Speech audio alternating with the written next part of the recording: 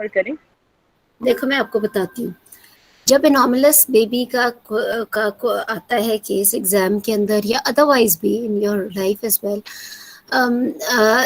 The thing is that इसका जो decision making होती है वो किस चीज़ के ऊपर डिपेंड करती है. The decision making is actually dependent on the gestational age at which it is presenting. Number 2, wish of the parents. Number 3, karyotyping if available. Number 4, mazid detailed. Sorry, excuse me, I need to mute everyone. आवाज़ एको हो रही है तो बहुत disturbance हो जाती है. मजीद detailed ultrasound, ताकि कोई और एनॉमली तो नहीं है, यानी कि मल्टीपल एनॉमलीज के साथ तो नहीं है. ये 4 चीज़ें ऐसी हैं जिसके ऊपर आपकी टर्मिनेशन का डिसीजन डिपेंड करता है. अगर फॉर एग्जांपल वो पेशेंट 20 वीक्स पे प्रेजेंट कर रही है with this type of anomaly like high drops, may be non immune या इम्यून. नंबर 2, या कोई हाइड्रोकेफलस. ये मैं इन जनरल भी बता रही हूँ बिकॉज चैट के ऊपर आप लोगों ने इस तरह के क्वेश्चंस किए ना, तो it will cover all your questions as well. तो फिर हम डिस्कस भी कर लेंगे इस चीज़ के ऊपर. या हाइड्रोकेफलस प्रेजेंट कर रहे 20 वीक्स पे, विच is very very early actually.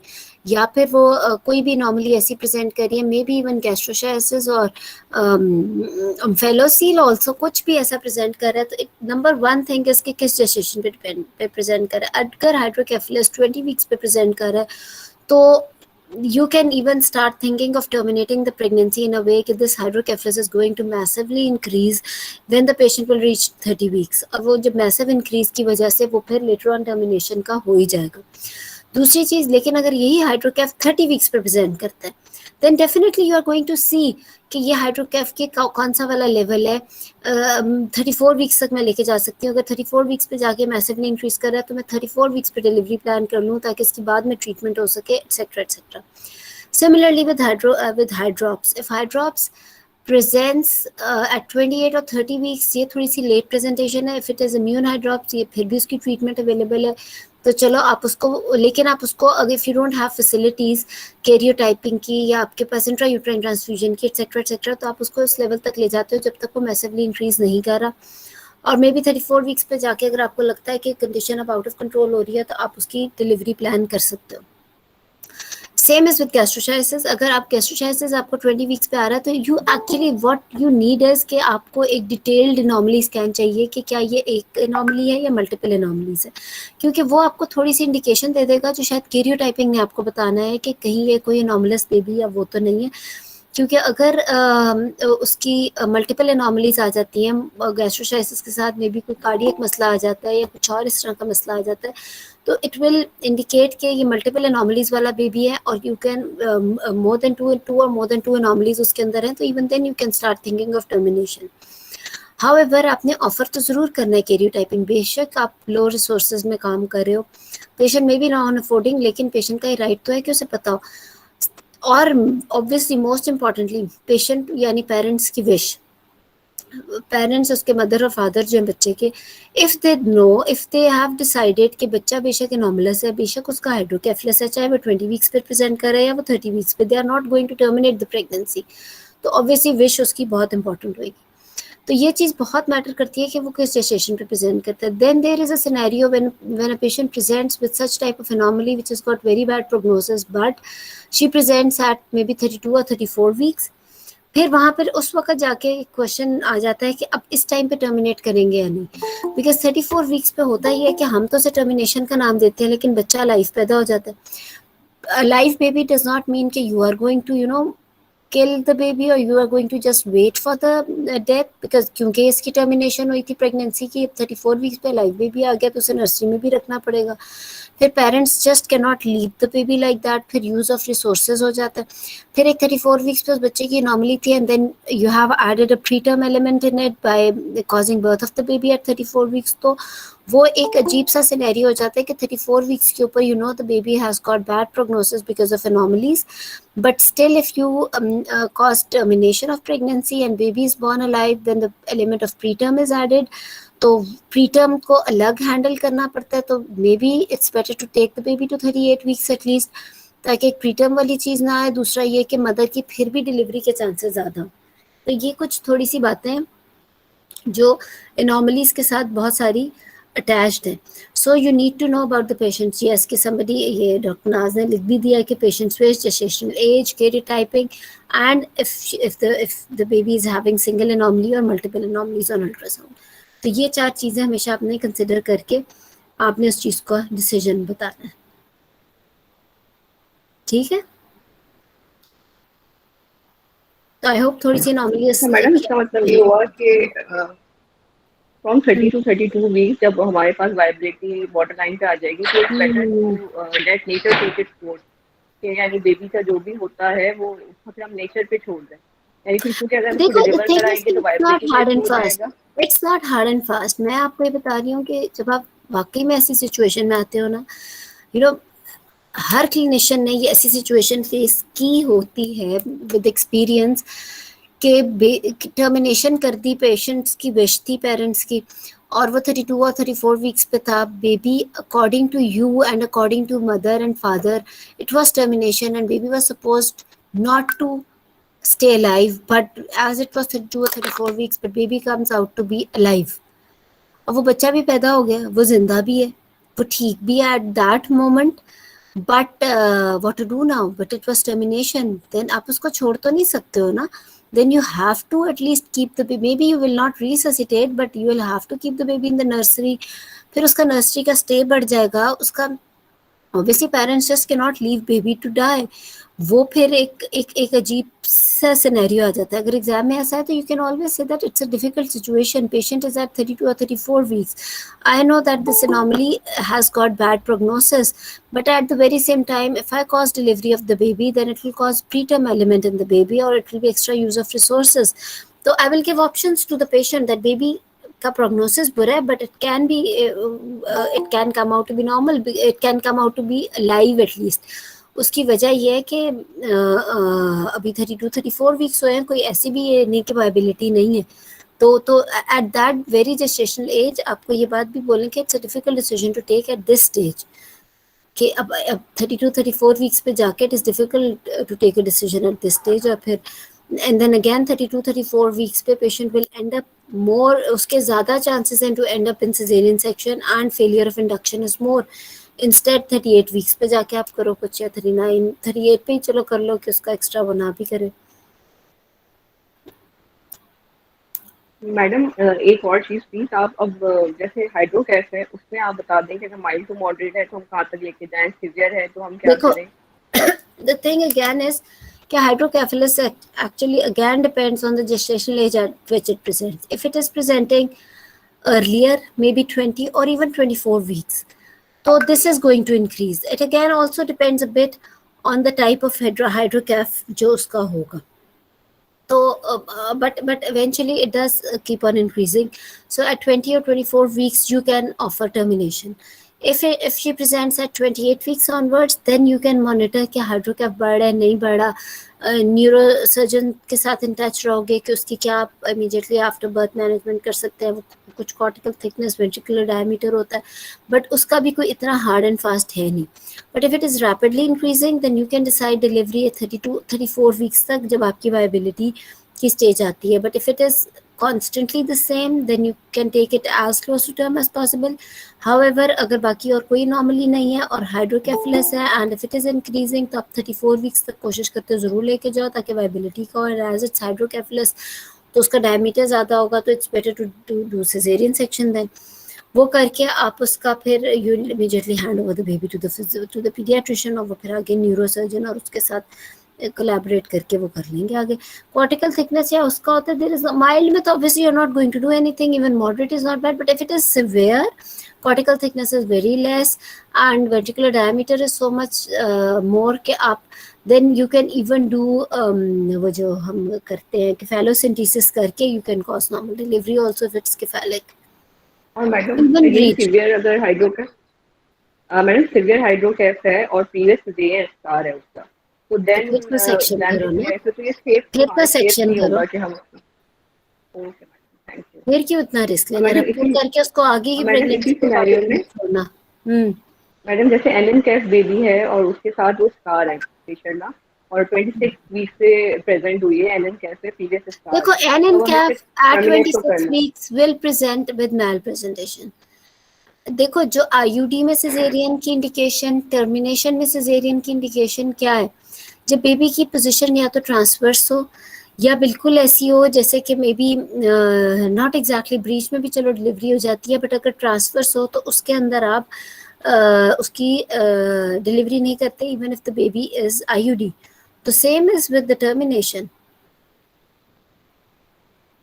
तो मैडम अगर प्रीवियस वन है जैसे and she presented at 26 to 28 weeks both previous one and previous two with एनएन कैप, तो अभी हम इसका अगर प्रीवियस टू है तो is it safe to do hysterotomy now और Yes. Take it to 30 weeks so that lower segment is formed well and we can do caesarean section? नहीं नहीं, डू द हिस्टेरोटमी। ठीक है ना, डू द हिस्टेरोटमी। मदर को इतना लेट नहीं लेके जाना, इवन 30 वीक्स पे lower segment is not form. Lower segment आपका बिल्कुल आखिरी 9th मंथ में जाके बनता है, और even better if patient gets bit of labour pains also. 30 week 26 और 30 वीक्स में बहुत ज़्यादा फर्क, नो डाउट 26 वीक्स में वो सेगमेंट बिल्कुल भी नहीं होता, but do hysterotomy the moment you decide for termination. It's better के साइकोलॉजिकली भी और अदरवाइज भी ज़्यादा फर्क नहीं पड़ेगा 30 वीक्स तक लेके जाने से। और मैडम प्रीवियस टाइम मैंने आपका एक और लेक्चर सुना था जिसमें आपने बोला था कि अगर 22 to 24 वीक्स तक है तो आप भले उसका मेडिकल टर्मिनेशन करो, but examination point of view से 24 एंड बियॉन्ड जो है सेफ आप उसका यस, वेरिएंट हिस्टेरोटमी। और इवन देखो जो अगर प्रीवियस 2 है या प्रीवियस 3 है 23-24 वीक्स पे, तो इवन उसमें भी इंडक्शन बहुत, वो 20 से पहले yes you can induce and expel, but 20 के बाद जो है इट्स बेटर कि आप हिस्टेरोटमी की पहले चॉइस रखो। तो मैडम समटाइम अगर इस तरह की केसेस होते हैं कि पेशेंट प्रीवियस टू है, प्रीवियस भी अलाइव नहीं है उसके पास और अभी भी जो है वो एनएन कैफ के साथ आई है 24-26 वीक्स, तो देन हमारे पास क्या सेफ ऑप्शन होना चाहिए? Hysterotomy. Madam thank you. Ma'am sorry एक मिनट डॉक्टर, मैं आपकी बात सुनती हूँ। डॉक्टर फायजा को बता दूं, इन केसेस में definitely you will give options, but जो आपकी नंबर 1 ऑप्शन आप बोलते हो तो that is the option which is good according to you for the patient. तो ऑब्वियसली इस पेशेंट में you have to be a safe doctor, तो फिर आप hysterotomy number 1, number 2 half dose FIGO, but obviously better hysterotomy, क्योंकि ऐसा नहीं कि अभी खुदा ना खास्ता रप्चर हो जाए और फिर आप उसको अगली प्रेगनेंसीज के काबिल भी ना छोड़ो। Thank you so much madam, thank you. You welcome जी। मैम नॉन इन्वेजिव उसकी ऑब्स्टेट्रिक्स को देखने के लिए हम उसकी हिस्टेरोटमी क्या करें? सॉरी डॉक्टर मनाल, वो पहले डॉक्टर जी जी जारा खान है, तो लेट्स टेक हर क्वेश्चन। जी जी, आपकी आवाज नहीं आ रही।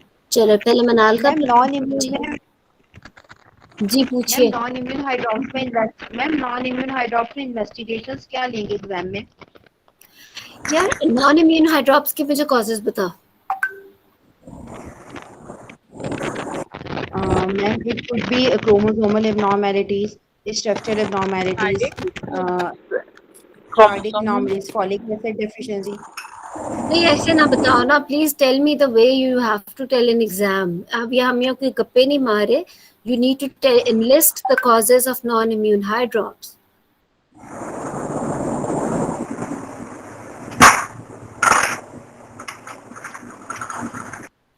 हाँ, कोई बताए causes?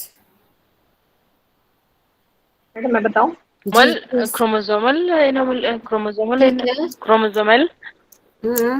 chromosomal and cardiac causes. Cardiac causes alpha thalassemia, diaphragmatic hernia, and mirror syndrome in preeclampsia. ठीक है, फॉर एग्जाम्पल ओके फाइन, ये मोर लेस तकरीबन ये कॉजेज है। तो द थिंग इज के देखो इन सब में अब आप मुझे बताइए क्या इन्वेस्टिगेशंस होंगी।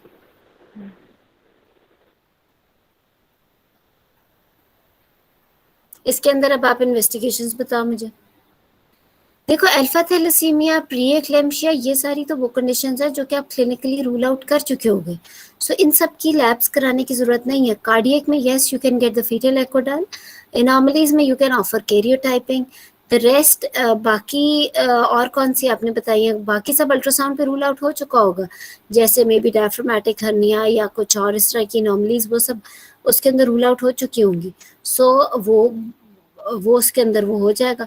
तो इसके अंदर कोई इतनी बहुत ज़्यादा एक्स्ट्रा ऑर्डिनरी इन्वेस्टिगेशन नहीं है। Yes, karyotyping maybe we are not able to get it done, but yes फिर भी करा भी सकते हैं। लेकिन बात ये है कि जो भी कॉज है, द थिंग इज कि या तो कैरियोटाइपिंग ठीक नहीं है या कार्डियक कोई ऐसी कॉज है, आपने ये डिसाइड करना है कि टर्मिनेशन करना है या नहीं करना। तो अगर आपको कोई ऐसी कॉज नहीं मिल रही तो फिर आप उसको ऑब्वियसली फिर कंटिन्यू करके you can see, but later on as it's non immune तो इसका इतना अच्छा प्रोग्नोसिस है नहीं। इम्यून का प्रोग्नोसिस इसलिए अच्छा होता है बिकॉज उसकी एक ट्रीटमेंट अवेलेबल है जिसका बहुत अच्छा प्रोग्नोसिस है, बिकॉज उसको लेटर ऑन ब्लड ट्रांसफ्यूजन है, इवन इंट्रायूट्राइन ब्लड ट्रांसफ्यूजन हो सकता है।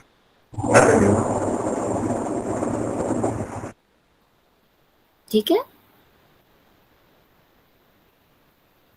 बाकी इट्स बेटर कि आप अगली क्लास में एक अपना हाइड्रॉप्स का केस कर लो, so the whole thing will be covered actually.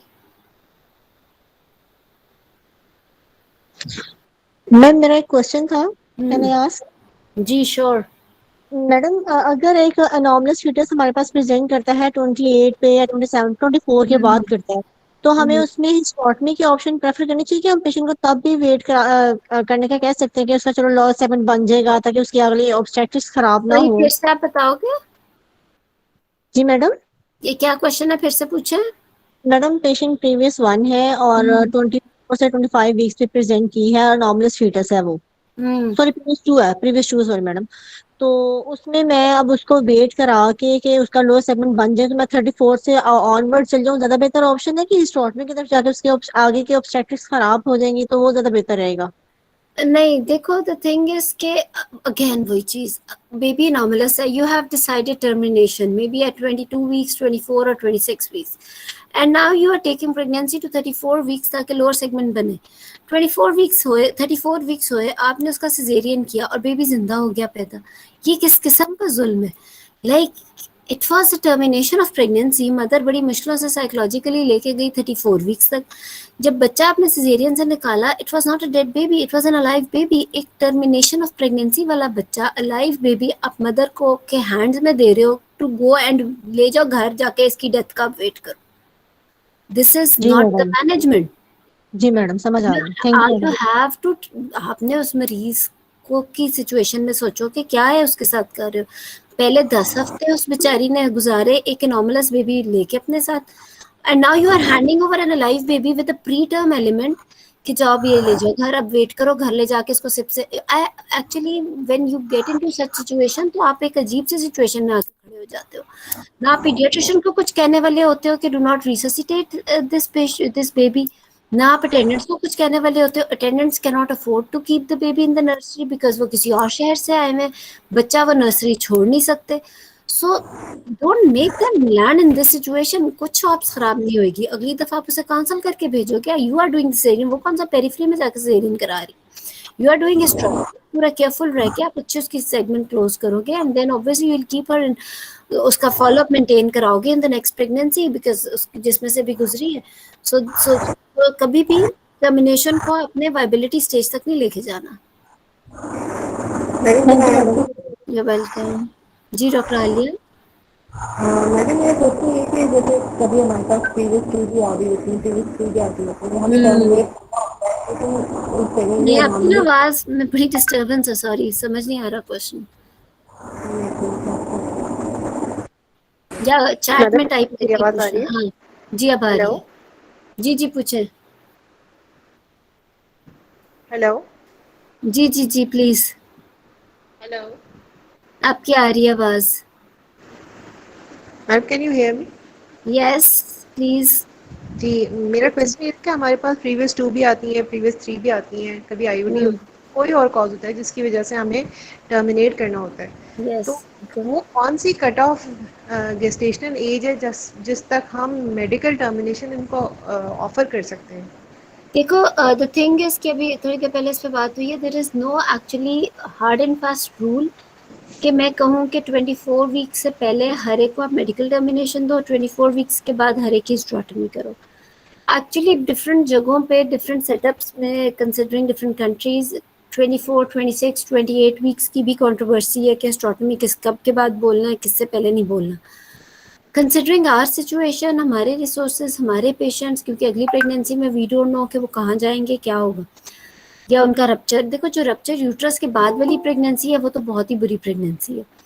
सो एक जनरल अगर आप समझना चाह रहे हो 20 वीक्स रख लो, it's not hard and fast और written in any book, but considering the हमारे resources and patients and all, अगर आप उसको करो तो आप उसको यूं कर सकते हो कि 20 वीक से पहले आप उसको मेडिकली कर सकते हो टर्मिनेशन, इवन प्रीवियस 3 में भी आप ऑफर कर सकते हो पहली ऑप्शन मेडिकली।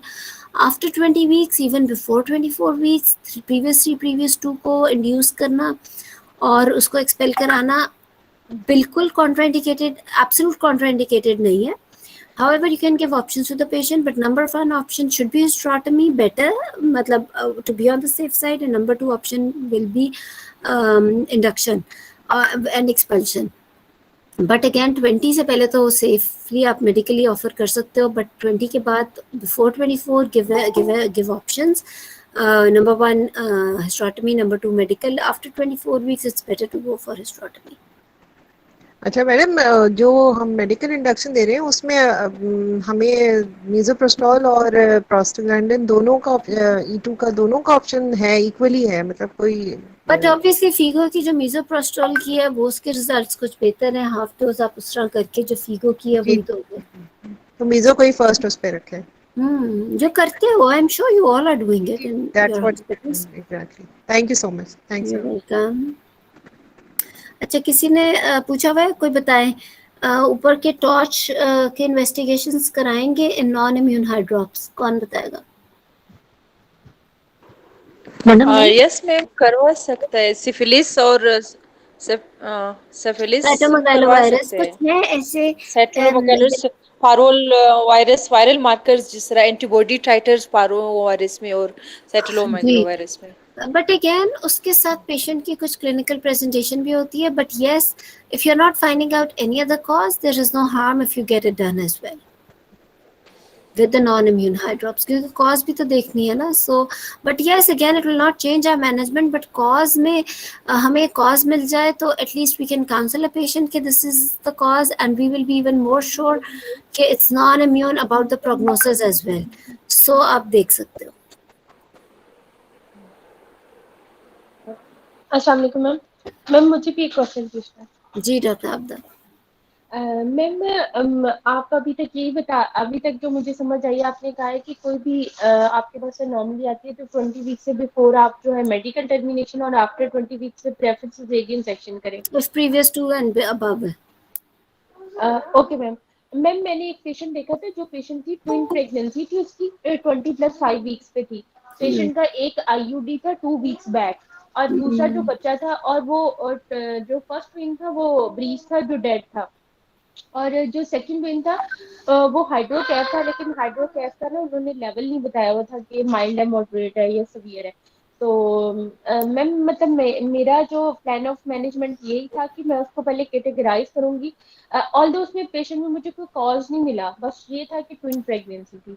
और दूसरा ये कि मैम मुझे ये लगा कि उसको मैं कैटेगराइज करूंगी कि माइल्ड है, मॉडरेट है या सीवियर है। अगर माइल्ड है तो मतलब मैं उसको प्रोलॉन्ग करूंगी अप टू द वायबिलिटी, और एक अच्छा सा नॉर्मली स्कैन करवाऊंगी एडेड अनॉमलीज को देखने के लिए। अगर नहीं होंगी और ये बिल्कुल आइसोलेटेड होगा तो मैं इसको 32-34 वीक्स तक लेकर जाऊंगी।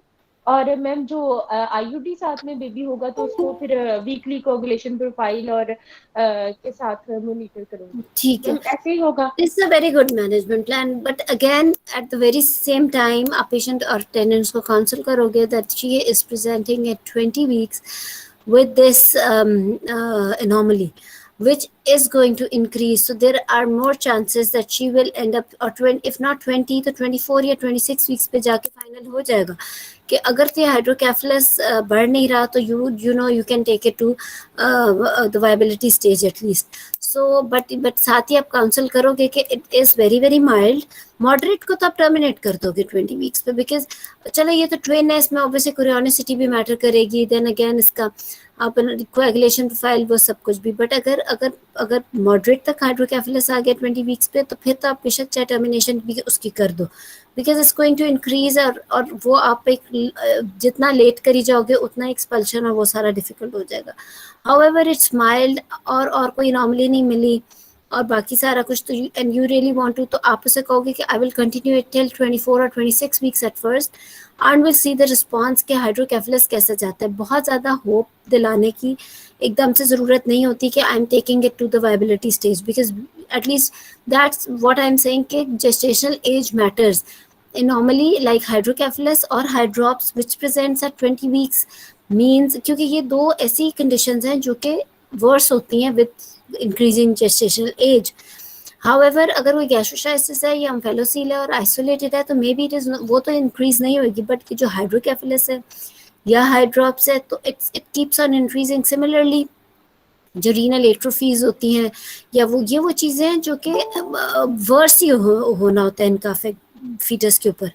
तो इसलिए आप ये ज़रूर कह सकते हो कि as it's very early to get hydrocephalus, so I would like to prolong the pregnancy till 24 or 26 weeks at least, and then would like to review that what am I going to do, because it's hydrocephalus presenting at 20 weeks and it is going to increase, and maybe at 24 or 26 weeks I'll decide if it, तब तक तो जाके massive हो ही जाएगा अगर ये 20 पे इतना है तो if not then very, फिर आप कहोगे कि very less chances that I'll be able to take it to the viability stage.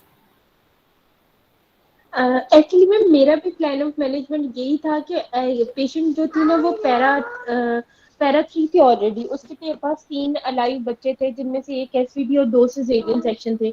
मेरा भी यही ख्याल था कि बहुत अर्ली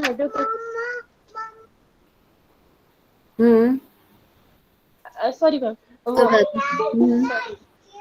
एक्चुअली ये था कि पेशेंट बहुत अर्ली स्टेज पे आ गई थी, तो बहुत ज्यादा चांसेस है कि वो आगे तक बहुत ज्यादा सीवियर हो जाएगा, मतलब 24-26 वीक्स तक ना. लेकिन फिर मैंने डिफरेंट कंसल्टेंट से पूछा तो उन्होंने मुझे ये, और साथ में एडेड ट्विंस भी थे, तो मोनोकोरियोनिक या डाइकोरियोनिक और इस तरह से. और देखो मोनोकोरियोनिक में तो वैसे ही चांसेस कम है ना कि ये बहुत आगे तक जाए, उसके अंदर तो फिर न्यूरोलॉजिकल प्रॉब्लम्स, और वो मोनोकोरियोनिक आईयूडी 1 आईयूडी है 20 वीक्स एंड ऑब्वियसली कोएगुलोपैथी तो देखेंगे ही, बट अगेन उसका साथ में हम जो दूसरा अलाइव ट्विन है उसके न्यूरोलॉजिकल प्रॉब्लम्स और वो सारा, and will definitely counsel patient accordingly as well. और फिर एक बच्चा और दूसरा है ये हाइड्रोकेफेलस, तो वो अकॉर्डिंगली लेके चलेंगे. एंड और एक आईयूडी हो गया तो मे बी वो भी नॉर्मलस था, एंड देन इट्स मोनोकोरियोनिक.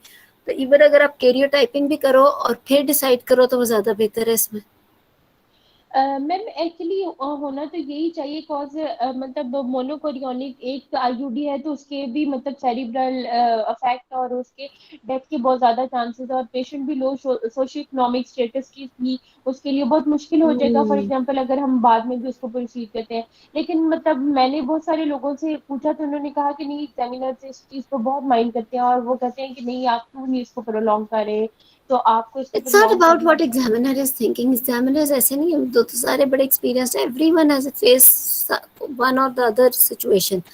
और examiners का जो combination हमेशा बना होता है, बहुत senior examiner होते हैं, who is very experienced, और एक दूसरे भी काफ़ी experienced होते हैं, but obviously थोड़ा उनसे younger वाले वो होते हैं. But the thing is again कि इसलिए जब दो इस तरह का कॉम्बिनेशन बना हो तो कभी भी किसी के साथ कोई बाइस्ड चीज़ नहीं हो सकती किसी कैंडिडेट के साथ, या किसी के पर्सनल थॉट की वजह से डिसीजन नहीं हो सकता. So you have to treat the patient. आपने मरीज़ को ट्रीट करना है, जैसे कि एक बड़ी टिपिकल और फेमस सेइंग ही है मेडिसिन की कि you have to treat the patient not the disease. एक पेशेंट है, you know she is presenting at 20 weeks with a situation which has more chances of getting worse at 20 weeks. 20 weeks का मतलब ये है कि अगर अब एनोमली आ गई है तो इसीलिए तो हम एनोमली स्कैन 20 weeks पे कराते हैं. अगर हमने हर प्रेगनेंसी को कंटिन्यू करके ही फैसला करना है तो फिर फिर 20 वीक्स पे इतना बड़ा डिसीजन सिर्फ ऐसे तो नहीं हो जाता ना, फिर तो सिर्फ उन्हीं चीज़ों का डिसीजन हो कि जिसके मल्टीपल एनोमलीज हैं। तो 20 वीक्स के ऊपर आपने ये देख लेना है और बात करनी है, even if you are prolonging the pregnancy, for example there is mild hydrocephalus, then you have to tell your patient as well. ये सिर्फ एग्जाम की टिप नहीं है, ये अदरवाइज भी प्रैक्टिकल टिप भी है कि you have to tell the patient and the family that it's very early to get this anomaly, and this is hydrocephalus which is most likely going to increase with gestation. So I would like to review, especially if I don't have karyotyping. अगर तो karyotyping ही available हो जाए, जैसे कि twin है जो एक IUD हो गया, उसमें तो बहुत ही ज़रूरी है karyotyping, बिकॉज अगर एक IUD हो गया तो इसका मतलब तो ये है कि फिर कोई हो सकता है जेनेटिक प्रॉब्लम भी हो। हाउएवर अगर कैरियोटाइपिंग नहीं है और मल्टीपल आपने नॉर्मली स्कैन करा लिया जिसकी वजह से सिर्फ एक माइल्ड हाइड्रोकेफेलस ही है, तो आप कहोगे कि as it's mild but she is at 20 weeks which is very early and most likely it's going to increase. I would like to review at 24 and 26 weeks considering the hydrocephalus situation and decide accordingly. This hydrocephalus is supposedly it's going to increase by 26 weeks, so she will end up in termination.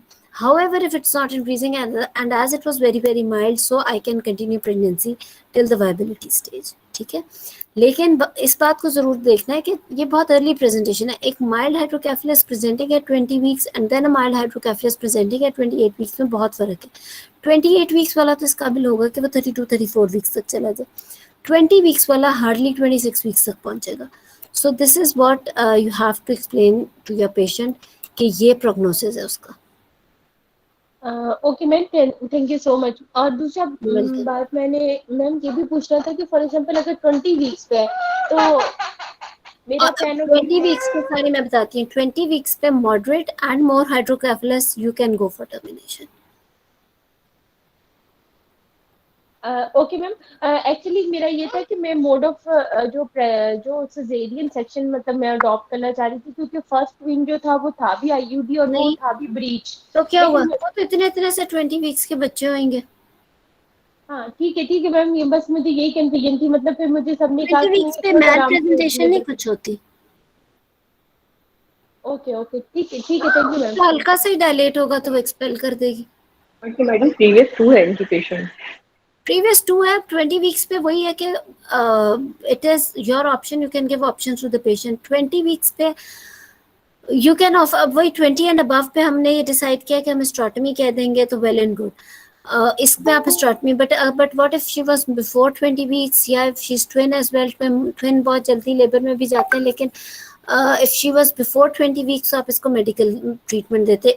ये हमने एक subjectively decide किया, it's not written in books के 20 and above previous 2 and more को आपने hysterotomy ही करनी है। But yes 20 weeks and above आप सेफ डॉक्टर होते हुए हिस्टेरोटमी नंबर 1 नंबर 2 पे आप उसकी इंडक्शन कर सकते हो। 20 वीक्स से कम है तो आप इसकी वो कर दो, मेडिकल टर्मिनेशन। पर दोनों सिचुएशंस में आपने दोनों चीजें ऑफर जरूर करनी है पेशेंट को, लेकिन पहले वो बात करनी है जो आपके ख्याल से बेहतर है। ठीक है, I hope you got my point. Doctor, इसमें जो हम कोऑर्डिनेशन प्रोफाइल करा रहे होते हैं तो वो 48 आवर्स के अंदर कराना होता है, लेकिन जो मिडिल सेरेब्रल आर्टरी कराएंगे सेकंड ट्विन के लिए तो वो 4 वीक के बाद कराएंगे। हाँ मैम हम कराते हैं मिडिल सेरेब्रल आर्टरी? हम होती है, हो जाती है वैसे। Ma'am middle cerebral artery Doppler होता है, इट्स अवेलेबल। और मैम मुझे तो कैरियोटाइपिंग के लिए भी सबने मना किया है कि कैरियोटाइपिंग भी नहीं बोलना, कहाँ होती है? कैरियोटाइपिंग क्यों नहीं होती? फ्री फीटल DNA टेस्ट भी अवेलेबल है। मदर का आप लो, जो हार्मनी टेस्ट के नाम से भी है, मदर के ब्लड सैंपल से free fetal DNA test, although it's very expensive but it is available. देखो पेशेंट को ऑफर तो करो, उसे पता तो, क्या पता वो करा ही ले,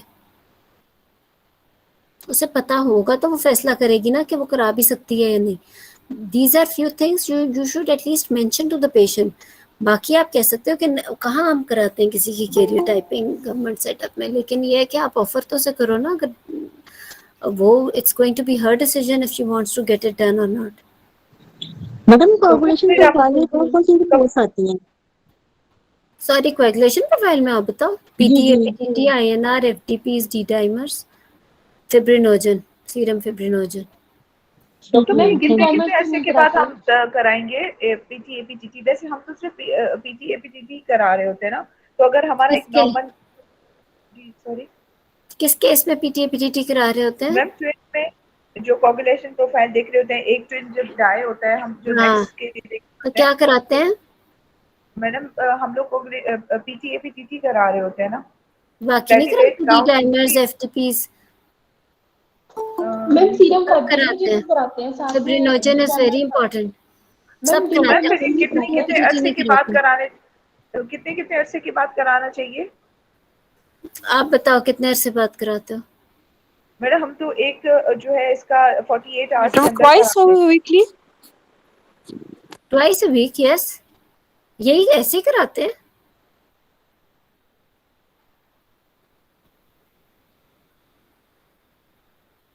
ma'am actually guidelines recommend twice weekly, but हम अपने सेटअप्स में तो वीकली करवाते हैं, और हम तो सिर्फ बेटर पीटी ट्वाइस एपीटीटी और वीकली, बेटर ट्वाइस वीकली। बेशक अपना भी सेटअप हो, कोई ऐसी बात नहीं है, इसलिए ट्वाइस वीकली, क्योंकि अगर कोएगुलेशन प्रोफाइल डिरेंज हो रहा है तो that is the point which is actually going to change your management. और आप लेट करके coagulation deranged coagulation profile pick नहीं कर सकते हो कि उसके एफडीपी सब कम हो ही गए हैं, या उसके डी डाइमर्स का बढ़ ही गए हैं, या उसके फिब्रिनोजन का मसला हो ही गया, तभी कहीं जाके आप उसका कुछ एक्शन करोगे। तो you have to pick it up at the right time, so it's better to go for it twice a week, क्योंकि ये एक इम्पॉर्टेंट इन्वेस्टिगेशन है।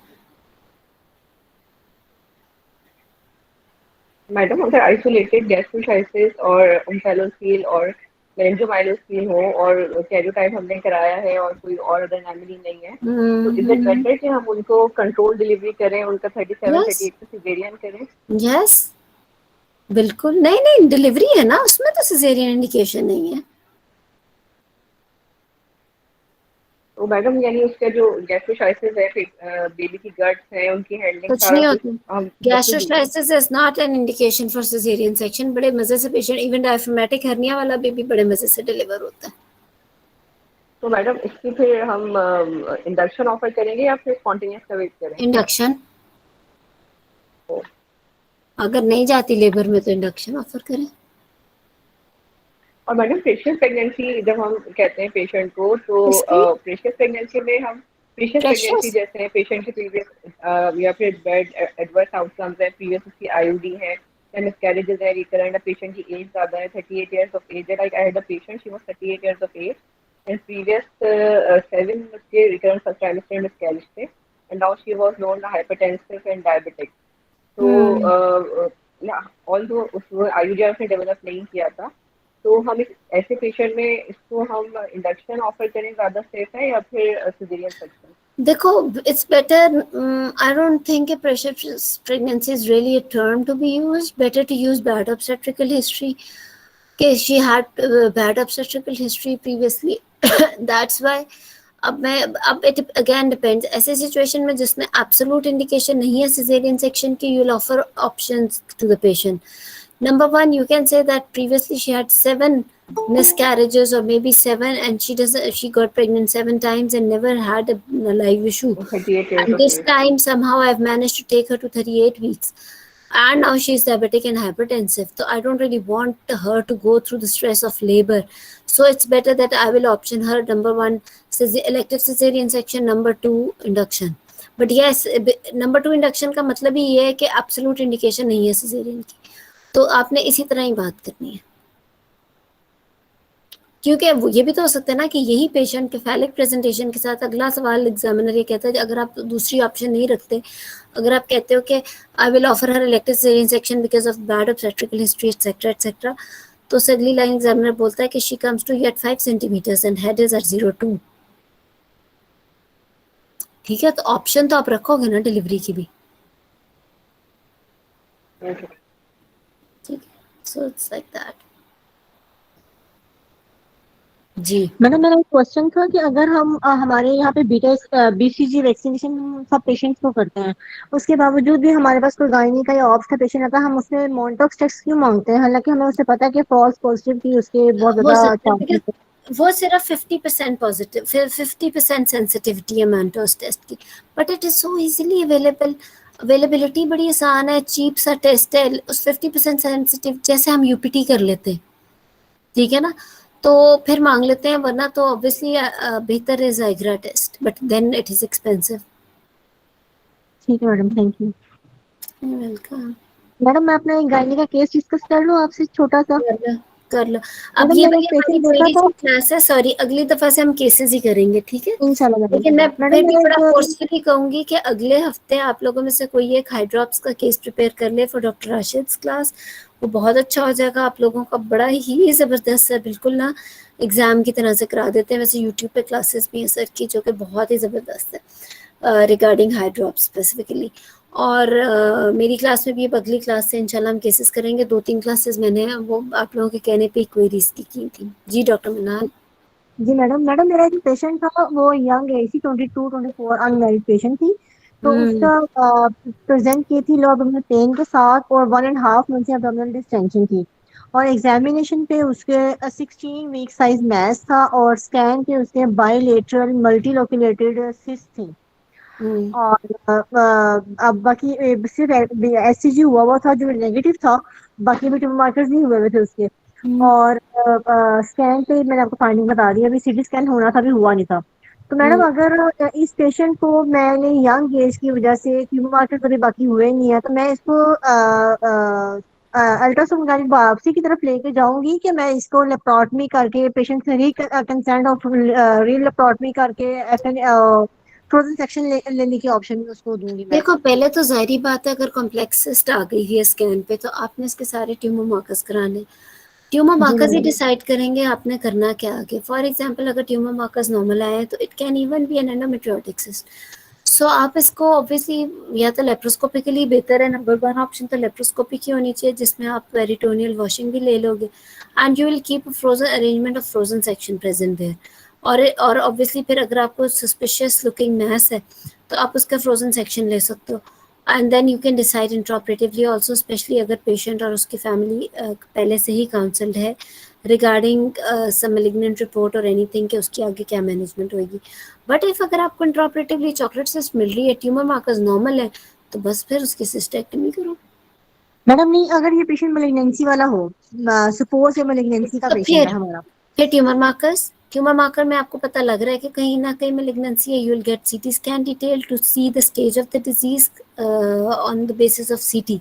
अकॉर्डिंगली आप अटेंडेंट्स को काउंसल करोगे कि सीटी हमने कराया इसलिए था ताकि before we take patient to the operation theatre we should know exactly कि इसके स्टेज कौन सी है and clearance surgery, obviously debulking surgery is the treatment.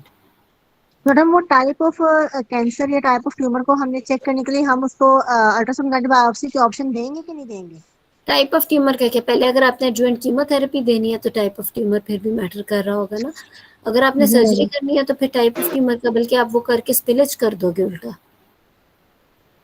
Madam फिर हमारे पास तो ये हमारी ऑप्शन ही नहीं, हमारे पास फ्रोजन सेक्शन की हमारे सेटअप में तो होती नहीं है, तो क्या फिर मैं चीज, इसको फ्रोजन किसकी सेक्शन ऑप्शन है? में, फ्रोजन सेक्शन। हाँ ये अब आप डिपेंड, देखो frozen section the thing is के एक्चुअली हर जगह हर शहर में अवेलेबल तकरीबन है। चुगताई लैब वाले ऑफर करते हैं और शौकत खानम वाले भी करते हैं। These patients are very rare to present. Young age में 1 in 1000 होता है जिसमें सी आपको मिल जाता है, और उसके अंदर फिर जब आप ऐसा पेशेंट ओटी में लेके जाते हो तो उसके लिए आप स्पेशली भी लैब को कॉल करके उनका बंदा वहाँ पर अरेंज हो जाता है। So it's not only that it is present in the setup और नॉट, ऑल्दो ये थोड़ा सा एक्सपेंसिव पड़ जाता है, बट अगेन हर वार्ड में ज़कात सिस्टम भी होता है and everything. But then you can always say that for example for any reason ये फ्रोजन सेक्शन अरेंज नहीं हो सका तो देन येस, फिर आप उसको फिर आप कंप्लीट डिबल्किंग नहीं कर सकते हो, फिर then you have to then take the sample and you will close the patient and you wait for the histopathology report. वो आएगी चाहे हफ्ते बाद या 10 दिन बाद, जैसे ही आए and if it comes out to be malignant you will take back your patient to the operation theatre and do the clearance surgery. ठीक है मैडम। मैडम असल में बुक्स में लिखा हुआ था कि अल्ट्रासाउंड गाइडेड बायोप्सी कर सकते हैं, लेकिन फिर मेरी डिस्कशन हुई थी तो कह रहे थे कि नहीं करना ये आपने। ठीक है madam, thank you so much. You're thank you madam. welcome. Welcome. और मैडम एक क्वेश्चन। मैम जी पहले डॉक्टर आलिया का ले लेते हैं फिर डॉक्टर आफ्ता का। जी मैडम मेरा क्वेश्चन ये कि एक पेशेंट मेरे पास ड्यूरिंग प्रेगनेंसी आती है और उसके पास कॉम्प्लेक्स सिस्ट है, उसका कॉम्प्लेक्स ओवेरियन सिस्ट है, इंटरनल सेपरेशंस के साथ है। प्रेगनेंसी में तो उसको छोड़ दिया कि ठीक है अभी let's get over with the pregnancy and then we deal with it. Section हुआ नहीं, नॉर्मल डिलीवरी हुई और अब पेशेंट जो है डिलीवरी के हमारे पास 6 महीने बाद आती है और वो बता ही रही है फर्स्ट अब कि ये जो सिस्ट है ये तो मुझे 3 साल से है, चांस नहीं है, लेकिन पेशेंट इतनी समझदार है कि वो बता रही है कि मुझे है। अब सिस्ट का साइज जो है वो 3.1 2.4 वाला साइज है, इंटरनल सेपरेशन है। तो क्या अब 3 साल पुराना सिस्ट जो है उसको मैडम अब तो इंटरवीन कर देना चाहिए ना इसमें लेप्रोस्कोपिकली। देखो मेरी बात सुनो, 3.1 is very very small. The thing is that अगर आपका it again depends if it's complex cyst on ultrasound, blood flow उसमें आ रहा है, आप उसके ट्यूमर मार्कर्स भी करा सकते हो, सब कुछ नॉर्मल आ रहा है। It can even be an endometriotic cyst और may be an haemorrhagic cyst, तो वो आप उसको अकॉर्डिंगली देख सकते हो। अगर आप उसको रिपीट स्कैन कर रहे हो या बेशक पेशेंट भी कह रही है it's always better to have a repeat scan done, and if all the tumor markers are coming out to be normal and there is no blood flow on the ultrasound, you don't need to do anything for a little 3 centimeter cyst and patient is conceiving well. However, अगर आप maybe it is causing pain or blood flow आ जाता है, then tumor markers करा लो, even tumor markers are normal and but there is some suspicion in the ultrasound, yes you can do laparoscopy and get the biopsy done because ultimately the biopsy will tell you the report ना कि इसका क्या है। Pen सिर्फ pen की है कि उसको पेन हो रहा है। अब मैं पेन हैरान 3 सेंटीमीटर की जो सिस्ट है ना वो पेन नहीं कर सकती। It's functional. Yes, less than 5 in premenopausal do nothing actually, specially अगर आपके वो सिंपल सिस्ट है एंड इट्स नॉट डूइंग। पूछा जाए कि इसको फॉलो करना चाहिए तो हम इसको एनुअल फॉलो पे रखेंगे। एक्चुअली जो गाइडलाइन कहती है वो तो कहती है कुछ करो ही ना इस पे, नो फॉलो अप इवन। असली केस का कोई एल्गोरिदम नहीं बना हुआ, मैंने गाइडलाइन में देखा तो वो बस मतलब वो तो 3.5 से कम के सीआई की बात ही नहीं करते। वो कह रहे हैं डिस्चार्ज तो ऐसे ही है ना, फॉलिकुलर सिस्ट हेमरेजिक सिस्ट ऐसी ही होती है। ठीक है thank you so much ma'am. You welcome. Madam मेरा सॉरी मैं आपको दोबारा क्वेरी डिस्कस कर रही हूँ। प्रॉब्लम मैडम मेरे दिमाग में है कि हम जो अल्ट्रासाउंड गाइडेड बायोप्सी लेते हैं उसमें स्पिलेज अगर हो सकता है तो मैडम जो हम उसको मिड लाइन लेप्रोटमी करके उसमें से हम उसको बायोप्सी ले रहे हैं या उसका जो सैंपल ले रहे हैं तो मैडम तभी तो स्पिलेज हो ही सकता है ना। वो नहीं, देखो जो तो अल्ट्रासाउंड गाइडेड है वो तो काफी डेंजरस होता है ना फॉर अ सीए पेशेंट। वो तो एक प्रोब डाल के सिर्फ लिया जा रहा है, लेकिन जो आप ओपन करके कर रहे हो उसके अंदर तो देर आर मेनी वेज। अगर आप लेप्रोस्कोपिकली कर रहे हो तो आप एंडोबैग डाल के कर लेते हो, अगर आप ओपन करके कर रहे हो तो आप उसको पूरे मार्जिन को पकड़ के उठा के यू कैन प्रिवेंट स्पिलेज, आप सिर्फ उस पोर्शन की बायोप्सी ले सकते हो। सो ओपन सर्जरी में स्पिलेज आप बचा सकते हो, इवन आप उसको ओफरेक्टमी करके उसका देख सकते हो, वो बहुत ही सस्पिशियस लुकिंग है, या आप उसके सिर्फ मैस को लेप्रोटमी के बाद एब्डोमेन के बाहर रख के फिर उसकी बायोप्सी ले सकते हो ताकि स्पिलेज ना हो। अल्ट्रासाउंड गाइडेड बायोप्सी और लेप्रोटमी या लेप्रोस्कोपिक बायोप्सी में बहुत फर्क है।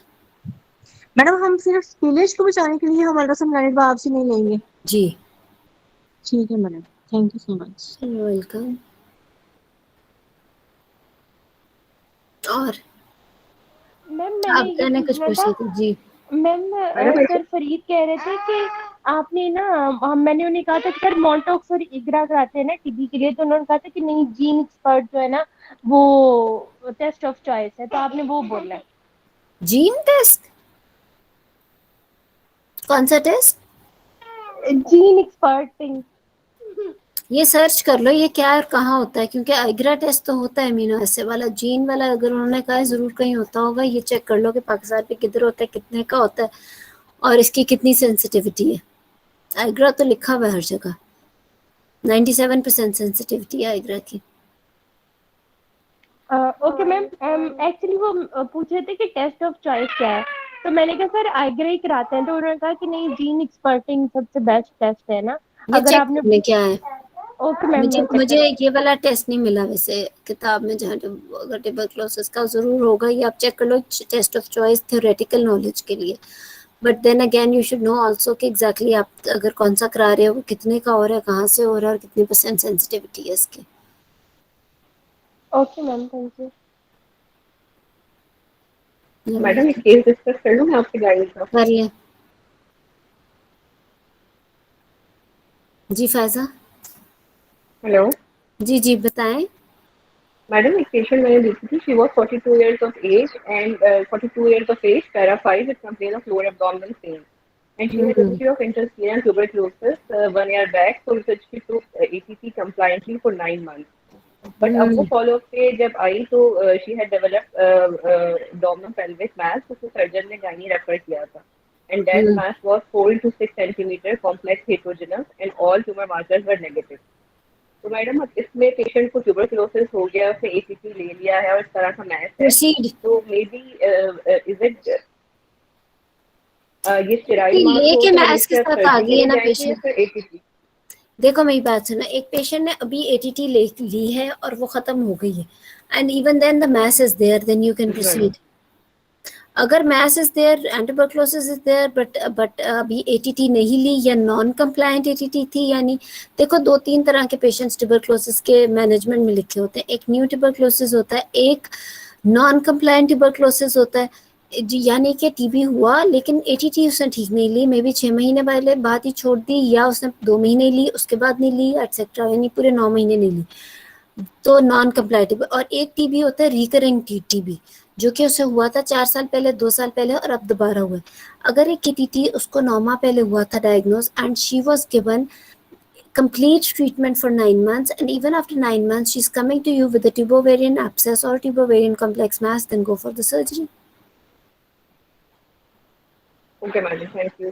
You're welcome. अस्सलाम वालेकुम मैडम। वालेकुम सलाम। मैडम मैंने भी एक केस की मैनेजमेंट पे सिर्फ डिस्कस करना था, जी उसकी शॉर्ट हिस्ट्री बता देती हूँ मैडम। जी 48 इयर्स एज है, पेशेंट की पैरा 3, ऑल सिजेरियन सेक्शन है, last child birth 10 years back थी। जी। मैडम पेशेंट का बीएमआई है 35 और हम्म नॉन डायबिटिक है 10 ईयर्स से, 40 यूनिट्स इंसुलिन बीडी ले रही है, नॉन हाइपरटेंसिव है 5 ईयर्स से, हम्म और मैडम उसकी है सीए ब्रेस्ट की हिस्ट्री 5 इयर्स बैक, जिसपे हम्म उसकी यूनिलैटरल मैस्टेक्टमी हुई है, हम्म and she is taking tamoxifen for the last 3 years. Hmm Now, madam, she presented with complaint of previously heavy menstrual bleeding, and now from the last 3 months, she is having irregular bleeding pattern. Hmm madam उस पे वो हमारे ward में admit हुई थी with the plan of on bimanual examination madam 10 to 11 and 12 week size uterus था, hmm और speculum examination पे मैडम उसका ना 2 into 2 सेंटीमीटर का पॉलिप था, पेडंकुलेटेड पॉलिप। हम्म मैडम ये अब 2 पैथोलॉजीज इसकी, मतलब यूट्राइन साइज भी इनलार्ज है और एक पॉलिप था जो ऑर्गेनिक इंडोमेट्रियल कॉज। थिकनेस कितनी थी? मैडम थिकनेस का ना एग्जैक्ट मेजरमेंट नहीं दी हुई थी जिस कंसल्टेंट ने एडमिट किया था, अभी रेडियोलॉजिस्ट का स्कैन होना था, टीवीएस नहीं हुआ था, और पेल्विक स्कैन पे ना उसका इंटरप्टेड एंडोमेट्रियम दी हुई थी। तो ठीक है, फिर आप बताओ इसकी क्या मैनेजमेंट है? मैडम वार्ड में तो उन्होंने एडमिट किया था इसको स्टेरोस्कोपिक गाइडेड एंडोमेट्रियल सैम्पलिंग और पॉलीपेक्टमी के लिए। तो मैडम मैं आपसे डिस्कस करना चाही थी कि क्या हम ऐसे कर सकते हैं कि इस पेशेंट में, और ना इसकी सीए ब्रेस्ट की फैमिली हिस्ट्री भी पॉजिटिव है, पेशेंट की पर्सनल भी और उसकी अपनी सिस्टर की भी थी, तो इसमें रिस्क फैक्टर्स को देखते हुए क्या हम इसको पाइपल सैम्पलिंग एंडोमेट्रियल करके और उसके बाद हम डायरेक्ट इसको टीएच बीएसओ की तरफ ले जाएं? कर सकते हैं बिल्कुल।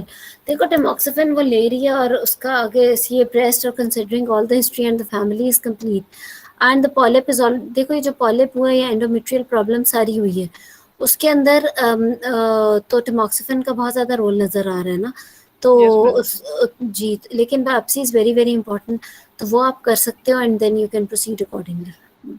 जी मैडम यही डिस्कस करना था कि अगर एग्जाम में भी ऐसे आया, इवन अब प्रैक्टिकली भी अगर हम इसको करें तो इतने हाई बीएमआई और रिस्क फैक्टर्स पेशेंट में डायबिटिक हाइपरटेंसिव है और फैमिली हिस्ट्री मैलिग्नेंसी की भी है, तो इसके साथ हम इसको 2 दफा अंडर जीए अगर हिस्टेरोस्कोपिक पहले करते हैं और डेफिनेटली फिर दोबारा हम सर्जरी की तरफ जाएं। हिस्ट्रोस्कोपिक तो देखो द थिंग इज कि हिस्ट्रोस्कोपिक आपने करनी किस में, ये बड़ा अच्छा फैसला था हिस्ट्रोस्कोपिक जहाँ पे भी ये बना।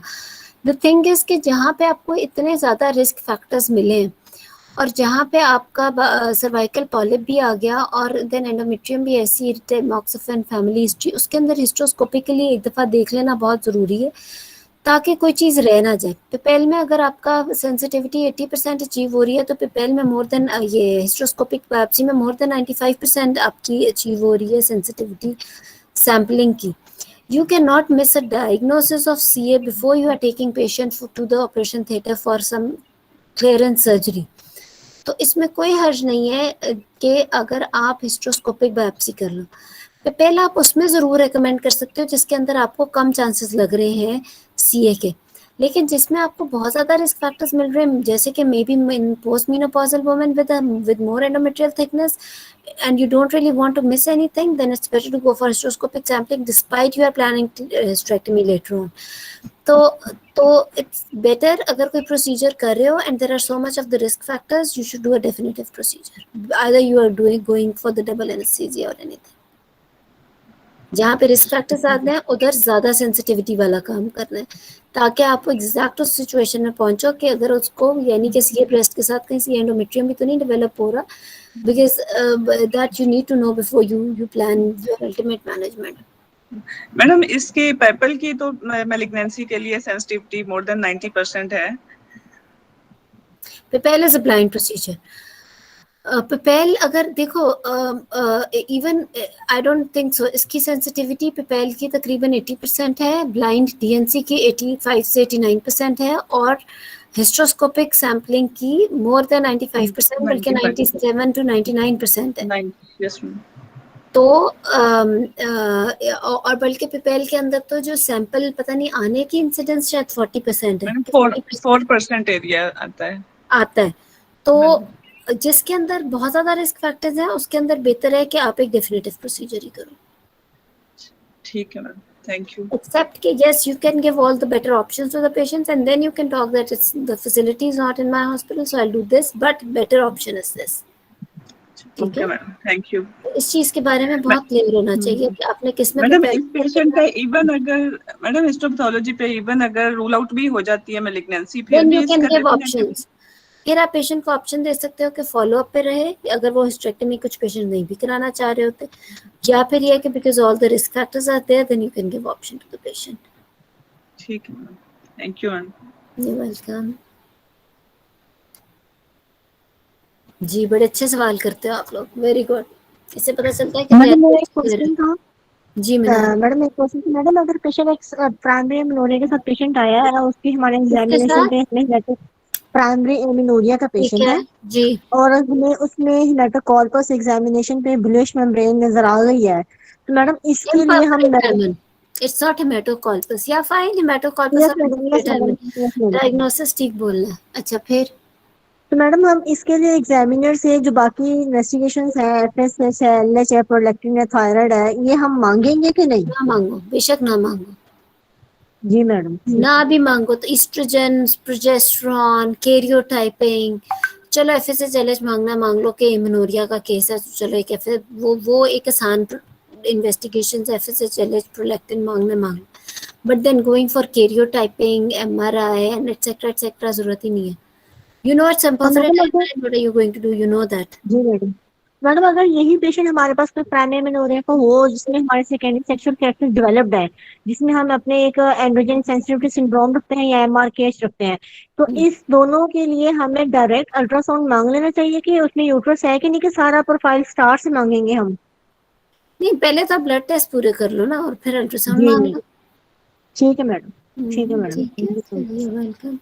चलो अब इंशाल्लाह यू मोस्ट वेलकम। अगली आई होप कि कुछ क्वेरीज इंशाल्लाह हम साथ साथ अगली क्लासेस में भी करते रहेंगे, लेकिन अब अगली क्लास से मेरा ख्याल है कि केस प्रेजेंटेशन शुरू कर देंगे। आप लोग बेशक मुझे अपने केसेस भेज दो। Thank you so much madam, most welcome. तो मैंने क्वेरी से क्लास रखने का एक्चुअली ये मैंने आपसे कहा था, इसलिए कि हम जब केसेस देखते हैं तो इतना हमें कंफ्यूजन होता है कि वो These were very good questions। बहुत इजी हो जाता है। Thank you so much madam, most welcome. तो अब यही है कि so from the next class इंशाल्लाह